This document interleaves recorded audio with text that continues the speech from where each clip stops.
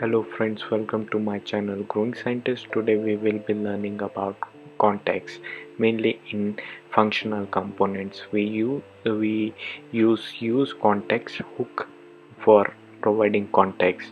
So useContext is actually used for passing properties from higher component to the lower component without actually passing each property through each component between the highest and the lowest component. So let's see how it works. Let's first create a React app uh, called useContext, and let's create our React app. Now let's go ahead and open our Visual Studio and open our code. As you can see, my app is still creating. So my app has uh, been created. Now let's use yarn start to start our app. So it's giving an error that it cannot find packet.json. This is because we are not in the working directory. As you can see, use context is our working directory. So I'm changing my directory to use context, and now I will be starting my project using yarn start. Now our server is starting. Let's go to Visual Studio and find app.js file in the source. So this is our app.js. Let's remove all the excess of code, all the styling from the app.js. This is how our app looks initially after creating. So we will remove all this from the code. Let's remove all this. Let's remove the header tag completely, and also remove the class name from the div container. Also let's remove the import statement from the code. So this is our basic app.js component. Now let's add a component called component1, which is the highest component in the hierarchy. As you can see from the image, we have component 1 containing component 2, 3 and 4 under component 1. So let's go ahead and implement file for each component. That is, let's create component 1, 2, 3 and 4 file in source folder. So as you can see, our all 4 component file has been created. Let's now define component 1, which will be returning component 2.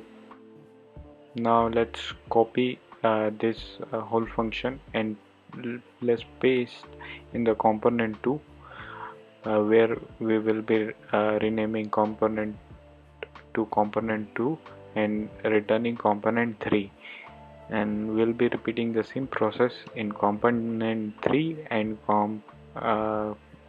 in component 3 as well, where we will be returning component 4. In component 4 we will be returning input type text, having setting its value to initial input value and exporting the component 4.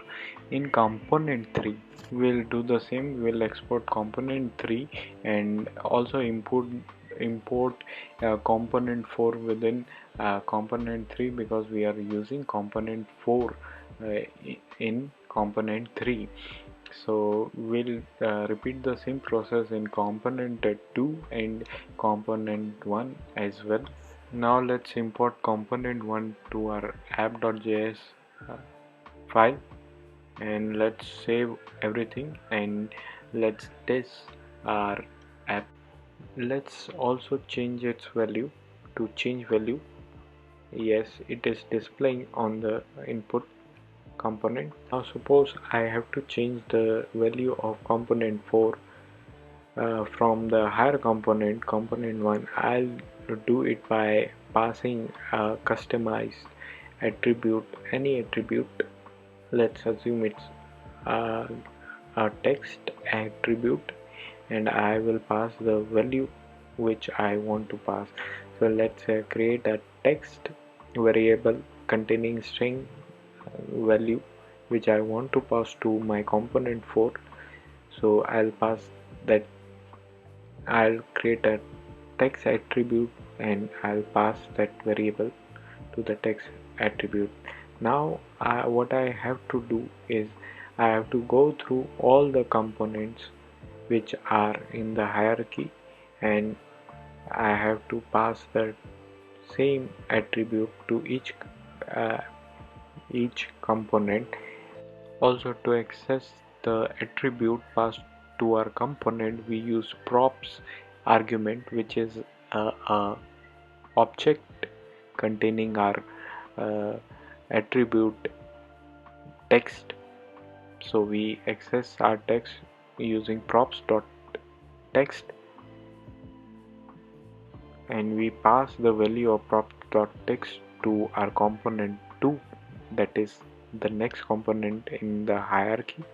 We'll repeat the same process in component 2, component 3, till we reach our last component, that is component 4. In our component 4, we will use the props to receive the value of the text attribute, and will pass the text attribute value to the input value. Let's save it and let's see. It is displaying value of input. Now let's change the value to blank. It is displaying. Let's change to hello. It is displaying correctly. So that was the conventional way of passing properties from higher component to the lowest component. Now we will use context hook to achieve the same. For using use context hook, we create a component called context provider component, which wraps our highest component in the hierarchy, and we pass uh, the desired value to that context provider, which can be used from any level in the hierarchy or any component in the hierarchy within the hierarchy. Let's go ahead and implement that. Let's first import React from React, because React contains a method called create context method. Now let's go ahead and create our context object by calling our create context method. Uh, let let's declare a constant variable called context object, and let's uh, call our create context react.create context method. To this method creates a context object. Now this create context method takes a default value which I am setting to null. This uh, default value is used when your context provider is not provided with any value. Then this value is passed to the component wrapped in it. Let's go ahead and create our context provider component by using .provider property. So context object .provider, uh, also it takes a attribute called value, where we pass the desired property that we want to pass to our component. Say I'm passing a string called testing use context. Now I have to wrap my component on between the component provider. Okay, this looks good. Now let's get rid of this text attribute that we were early uh, using for passing the properties. We no longer need this attribute now, because our context provider is already passing a value. So now the last thing here to do is that we have to export context objects also. We need to export this context object because we will be using it to access the value passed by our context provider. So let's export it, and now let me show you how we can use the value passed by the context provider in any component in the hierarchy. Say I am I want to use the value in component 4, which is at the lowest level in the hierarchy. So first I will import the context object. Now let's go ahead and remove these props because we no longer need these props because we are using context provider right now. Now there are two methods of using those properties passed by our context provider within our component. The one is using the consumer component, and the second is using useContext hook. So I'll be showing both the methods. So let's go ahead with the first one. In the context consumer method, we first create a consumer component, and using .consumer properties, and between this consumer component we use that value passed by our provider to display in our component. So this component uses uh, a function to which it passes that value passed by the context provider. So it gives an argument containing the value passed by the context provider, and it returns a component, a node which can be any component that we want to display. So in the written part, I will be displaying input box, which will be displaying value passed by our context provider. So in the value I will pass the value argument of the function. So now we are ready. Now let's save it and check our React web app. So I'm passing here testing use context. So let's see whether we are getting the results or not. So let me refresh it. So we are getting testing use context.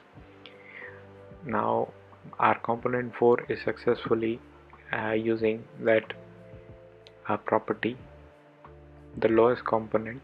Now let me change our value passed to our context provider, and let's see whether the changes are reflecting or not. So I have changed the value of provider component.